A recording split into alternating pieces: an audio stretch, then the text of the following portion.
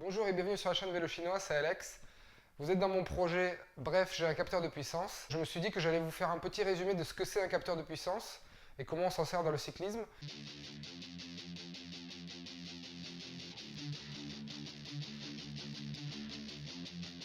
La semaine dernière a été annoncé le parcours du Tour de France 2019 et le directeur de course Christophe Prudhomme a déclaré qu'il était contre l'utilisation des capteurs de puissance et même pour une interdiction des capteurs de puissance dans le Tour de France.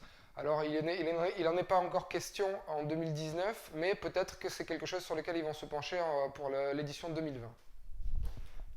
Donc, ce que je vais vous raconter là, je le tiens des livres que j'ai achetés pour me documenter pour cette série, qui est Power Meter Handbook par Joe Friel et Training and Racing with a Power Meter par le docteur Kogan et Hunter Allen, qui sont un peu les précurseurs de l'entraînement avec le capteur de puissance. Donc, une grande partie de ce que je vais vous dire va venir de ces sources et sinon d'internet, auquel cas je vous mettrai les liens. Alors vous avez certainement déjà entendu parler de watts, donc les fameux watts en cyclisme et ailleurs.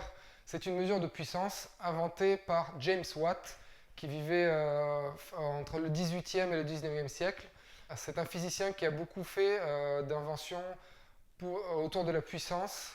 Il a inventé aussi le concept de chevaux et il a fait beaucoup pour l'amélioration du moteur à vapeur, qui a permis d'accélérer la révolution industrielle au début du 19e siècle. Pour ce qui nous intéresse, la puissance en physique est déterminée par ce qu'on appelle un travail accompli en une durée.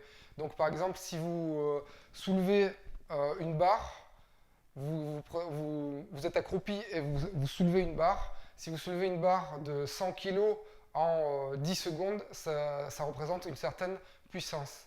Si vous prenez la même barre et que vous la soulevez en 5 secondes, ça veut dire que vous avez fourni 2 fois plus de puissance. Et donc dans cette formule, ce qu'on appelle en physique un travail, c'est la mesure d'une force appliquée sur un objet pour le déplacer sur une certaine distance. Donc si on prend cette définition, on peut réécrire la formule en disant la puissance est égale à la force fois une distance divisée par un temps. Et donc si vous avez fait un peu de problèmes de collège, un train A partant à telle vitesse, etc., etc. Donc la distance divisée par le temps, c'est la vitesse. Donc on peut résumer cette formule par la puissance est égale à la force fois la vitesse. Et en ce qui concerne le cyclisme, ce qu'on appelle la vitesse, on pourrait aussi dire la vélocité, en fait c'est tout simplement la cadence avec laquelle les jambes tournent le pédalier. Donc en fait, on va en gros mesurer la force avec laquelle les jambes du cycliste appuient sur le pédalier. Et ce qui est important aussi dans le concept de puissance en cyclisme, c'est la cadence. Donc presque dans toutes les technologies de mesure de puissance, il y a la cadence qui est impliquée. Et vous avez déjà dû vous en rendre compte vous-même, par exemple si vous faites une sortie vélo à vitesse constante, si vous changez de rapport pour un rapport plus facile, vous allez devoir augmenter votre cadence pour maintenir votre vitesse. Si vous maintenez votre vitesse en faisant ça, ça veut dire que vous continuez à fournir la même puissance. Par contre, sur une côte, à une certaine vitesse, si vous voyez que c'est trop difficile et vous voyez que vous allez trop lentement, vous allez pouvoir, pareil, mettre un rapport plus facile, mettre un braquet plus facile. Vous allez pouvoir mettre un braquet plus facile, vous allez pouvoir développer la même puissance, mais en compensant par la vélocité avec laquelle vous tournez les jambes. Alors concrètement, sur un vélo, à quoi ressemble un capteur de puissance et comment ça marche? Alors il y a principalement 5 endroits sur un vélo où vous allez pouvoir intégrer un capteur de puissance traditionnellement. Il y a le moyeu de la roue arrière, puisque c'est là que s'exerce la force, c'est cette roue qui est entraînée par les jambes du cycliste est transmis à la roue arrière, c'est là que la puissance arrive. Après il y a le boîtier de pédalier, ou ce qu'on appelle la cuvette de pédalier, c'est l'endroit où les deux pédales se rejoignent dans le cadre du vélo, où elles sont attachées. Après il y a le pédalier lui-même, c'est l'endroit où les plateaux sont attachés donc au pédalier. Après, il y a la manivelle. Vous allez voir des petits modules collés sur les manivelles à l'intérieur. Et enfin, les pédales. Les capteurs peuvent aussi être dans les pédales. la puissance, pour la plupart des technologies que je vous ai dit, sauf peut-être pour la technologie qui est dans le moyeu, on peut distinguer la puissance fournie par la jambe gauche et la puissance fournie par la jambe droite. C'est souvent négligeable, mais selon les cyclistes, ça peut être entre 5 et 8% d'écart entre la jambe gauche et la jambe droite. C'est pour ça que pour certaines de ces technologies, vous allez pouvoir acheter un capteur de puissance qui fait juste la jambe gauche et qui va multiplier par 2 cette puissance pour obtenir une puissance totale. Ça permet d'économiser un peu sur le prix parce que, par exemple, vous imaginez bien, si on a un capteur de puissance dans les pédales, vous allez pouvoir trouver des kits où il y a un capteur de puissance dans la gauche et la droite qui va fournir une image complète. Par exemple, les manivelles aussi, vous pouvez avoir 2 modules de capteurs de puissance qui sont collés sur la manivelle gauche et la manivelle droite, ou alors juste sur la manivelle gauche, et etc. Chacune de ces technologies permet d'économiser un peu en ne prenant que la jambe gauche. Souvent, c'est la jambe gauche parce que c'est souvent la plus faible, et du coup, on évite comme ça de surestimer la puissance. Alors, comment ça marche? Comment marchent tous ces capteurs de puissance? Pour la plupart, ils utilisent ce qu'on appelle des jauges de déformation. Donc c'est des petits composants qu'on solidarise sur une surface, donc souvent sur du métal constitué par la manivelle ou sur du carbone. Leur résistance électrique va être modifiée quand ils vont être déformés. Et vous voyez, il y a un petit réseau, donc quand ce réseau se modifie, le courant qui passe à l'intérieur est modifié, et donc on peut mesurer la déformation exercée par une manivelle, une pédale, ou tout objet. Donc, si on imagine que c'est votre manivelle, quand on va se mettre à pédaler, il va y avoir une déformation qui va être captée par le capteur, puis traitée par le module de calcul du capteur de puissance et transmise à l'unité, ce qu'on appelle au compteur du vélo. Oui, parce que là, je vous ai parlé que des capteurs en eux-mêmes, mais en fait, cette puissance qui est transmise est collectée par les boîtiers que vous voyez sur les guidons des coureurs, ce qu'on appelle les compteurs. Les compteurs, souvent, de nos jours, maintenant, intègrent un GPS, et ils ont des technologies sans fil. Pour la plupart, c'est la technologie ANT+, qui est développée et licenciée par le groupe Garmin. Et c'est un protocole qui permet d'envoyer les informations de différents capteurs. Par exemple, le capteur cardio, le capteur de cadence, le capteur de puissance dont on est en train de parler. Qu'est-ce qu'il y a d'autre? Il y a beaucoup de profils, ce qu'on appelle des profils dans ce protocole, qui permettent d'envoyer au compteur ces informations, de les afficher en temps réel pour le coureur et de les enregistrer pour les analyser a posteriori. Donc là, je viens de vous parler de Garmin. Garmin est un acteur majeur de l'écosystème des capteurs de puissance. Ils en produisent eux-mêmes. Garmin se concentre sur les technologies intégrées dans les pédales. On en a la 3e génération actuellement de capteurs de puissance Vector. Ces pédales, quand on les voit, on ne peut même pas deviner qu'il y a un capteur de puissance dedans, tellement la miniaturisation a été poussée et la technologie avancée. Donc juste pour vous citer quelques marques, on a SRM qui produisent des capteurs de puissance pour les boîtiers de pédalier.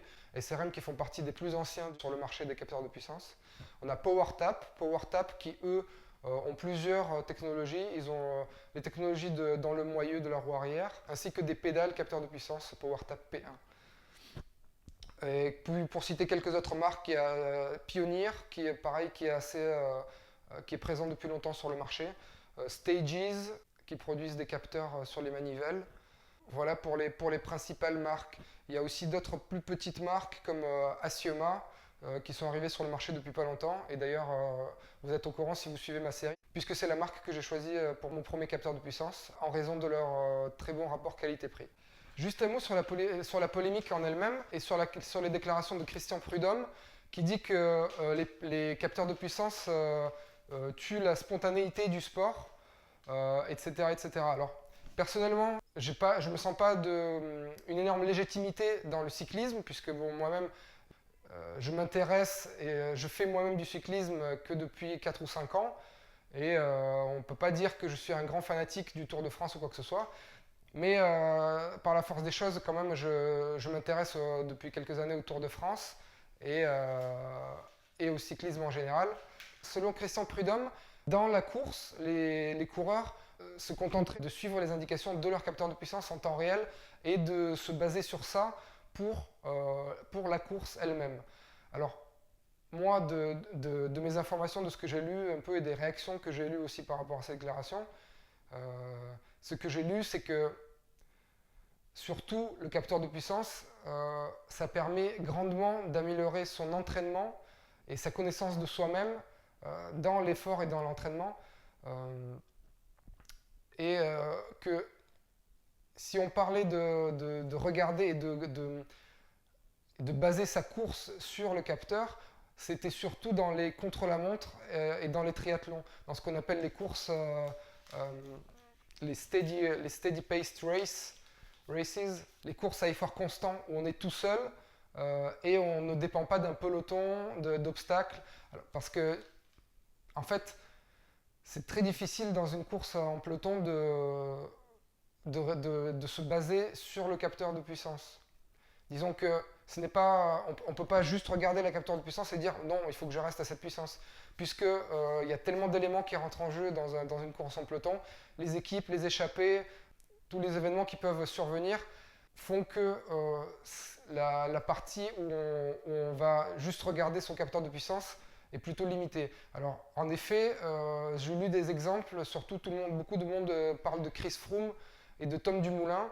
Alors apparemment, ça leur permettait de limiter la casse, surtout dans les montées, parce qu'ils savaient qu'ils devaient pas se mettre à une certaine puissance et pour pas se faire larguer dans les montées.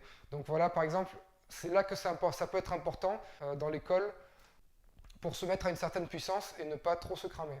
Voilà. Mais sinon, la majorité des réactions que j'ai vues, et intuitivement je le pense aussi, c'est que c'est surtout les oreillettes en fait finalement qui tuent la spontanéité des courses, puisque même c'est communément admis. En gros, les tours se gagnent. Les tours se gagnent maintenant par les directeurs de course qui pilotent tout depuis leur voiture. Et même pour l'histoire des capteurs de puissance, c'est pas le coureur qui va dire, c'est le coureur va dire à l'oreillette ses données, va transmettre ses données à son directeur de course qui va lui dire ah ben lève un peu le pied ou accélère. Et c'est paradoxal puisque je crois que Christian Prudhomme a même suggéré que ces données puissent être transmises qu'au directeur de course, mais pas au coureur. Mais sans parler de l'interdiction de la radio. En gros, la conclusion des observateurs qui ont entendu ces déclarations, c'est de dire mais interdisons plutôt les oreillettes. Et là, le coureur sera vraiment obligé de faire la course. Voilà, il sera obligé, pour échanger des informations avec son équipe, il sera obligé d'être ensemble. Pour savoir si une échappée part, il sera obligé de regarder ou alors de se fier aux écarts que lui fournissent les motos. Et ça, je pense que ça va apporter de la spontanéité. Je crois il y a 2 ou 3 ans, il y a eu une expérience où ils ont interdit les oreillettes et ça n'avait pas donné grand-chose parce que c'était une de ces étapes sans enjeu, de plat, qui s'est fini au sprint et où il n'y a pas eu trop de mouvement et ça n'avait rien donné. Mais je pense que si sur toute la longueur d'un tour ils interdisaient les oreillettes, je pense qu'on verrait d'autres dynamiques parce que les coureurs seraient obligés de prendre des risques. Alors, est-ce que ça va apporter du panache ou pas de supprimer les capteurs de puissance ou les oreillettes ou les deux? L'avenir nous le dira. Alors, un autre argument aussi, c'est que paradoxalement, s'ils les interdisent, ça serait aussi se priver d'un bon moyen de détecter les tricheurs. Puisqu'en fait, en cas de doute, voir le fichier de puissance d'un coureur, ça peut permettre de lever les doutes ou de confirmer les doutes. Puisqu'en fait, il existe des modèles sur lesquels on peut se baser pour détecter si une performance est douteuse ou pas. Et en plus, par exemple, dans le cas des doutes sur les moteurs cachés dans les cadres, on pourrait facilement voir, ah ben tiens, il monte l'Alpe d'Huez à 25 km/h en produisant que 200 watts, c'est un problème. Il pourrait même, au contraire, imposer l'utilisation des capteurs de puissance. Enfin, ça, il n'y a pas besoin puisque tous les coureurs en utilisent. Mais carrément imposer de publier les données à toutes les équipes, ce qui permettrait de lever des doutes sur les performances des coureurs. Bon, sans parler du fait que, par exemple, s'ils nous affichaient les puissances en temps réel à la télé pendant les montées de col, ça pourrait aussi être intéressant pour le téléspectateur. Enfin voilà, plein de pistes de réflexion. Je vous invite à me dire dans les commentaires ce que vous en pensez. Voilà. Est-ce que les capteurs de puissance tuent la spontanéité? Est-ce que c'est les oreillettes? Qu'est-ce qu'il faut interdire? Et je pense que je pense qu'il faudrait suggérer à Christian Prudhomme quelque chose qui ferait que ça serait plus intéressant à regarder. Et comme disent aussi les mauvaises langues sur Internet, tous les commentateurs étrangers disent ah mais ce monsieur Prudhomme, il fait tout pour essayer de faire gagner un Français. Euh, En gros, il n'aime pas la Team Sky et il veut faire gagner un Français. N'hésitez pas à me dire ce que vous pensez des capteurs de puissance, de cette polémique, de ce que je vous raconte. Et en attendant, faites du sport et abonnez-vous pour les prochains épisodes de Bref, j'ai un capteur de puissance. Ciao!